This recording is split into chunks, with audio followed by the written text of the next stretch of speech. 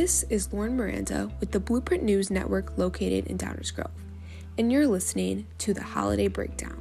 This podcast contains discussion about food and weight. If you or someone you know is struggling with disordered eating, contact the National Eating Disorders Association helpline.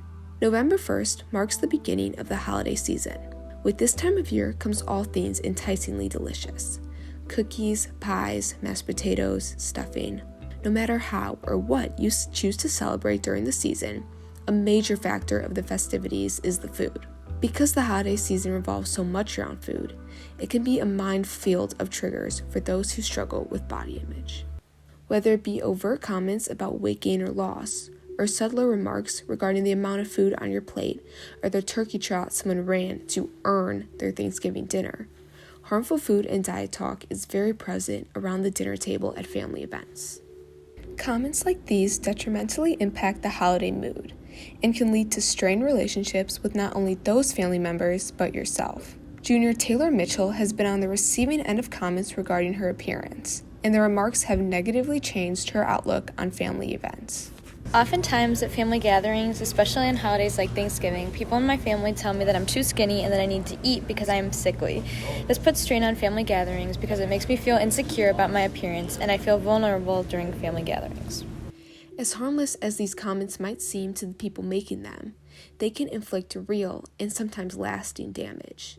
They fuel a sense of shame and perfectionism, which can lead to a feeling of isolation. They can also convince you your entire worth is tied to your weight, which is a very dangerous and completely false outlook. Long term, the harmful diet talk can become internalized and lead to restrictive dieting, binge eating, or obsessive exercise. Even what seem to be compliments about appearance can lead to adopting these behaviors in order to elicit more praise. However, these harmful and triggering comments don't only appear at holiday events. A major outlet for toxic diet culture is social media, especially surrounding the holidays. It seems like no matter where you turn, there are ads telling you to make a change. Ads promoting pills, diets, gym memberships, all capitalize on the New Year, New You slogan to convince people they need to change their appearance. Senior Amanda Dupre feels ads like these make it impossible to enjoy yourself during the holidays, as all the focus of the season is put on your appearance, and usually not in a positive way. So I think these ads can really put your mindset in a negative way. Having these ads tell you one thing, then looking in the mirror and seeing another can really affect you. I know for me personally, I just want to enjoy myself. I'm not trying to overstuff myself or not eat. I just want to satisfy myself. And then when I see these ads, it kind of makes me feel unsatisfied. I need to eat less or do less, or I'm not eating enough. So I think it just really gives a negative mindset to you, and it makes you question who you really are and what you really see in the mirror, and what you're doing is right. Even though you feel that you're satisfying yourself, it makes you question yourself every time that you look in the mirror.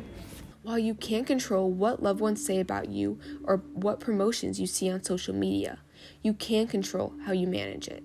Psychologist Christy Quirrell has a piece of advice on what you can do during the holiday season when anticipating triggering food and diet talk. She suggests, list the qualities you love about yourself. Recognizing the things you do appreciate about yourself keeps you from losing sight of the truth, that you are much more than your body. It is also important to remember that it is okay to speak up. If you are feeling bothered by a comment, then it means it crossed your boundaries. While not everyone is comfortable communicating that to the person responsible, it is still important to remember that you have a voice and the power to make your feelings heard this holiday season. It is not your responsibility if the other person doesn't acknowledge your boundary, but that doesn't mean you shouldn't set it. So don't feel bad about enjoying yourself this holiday season.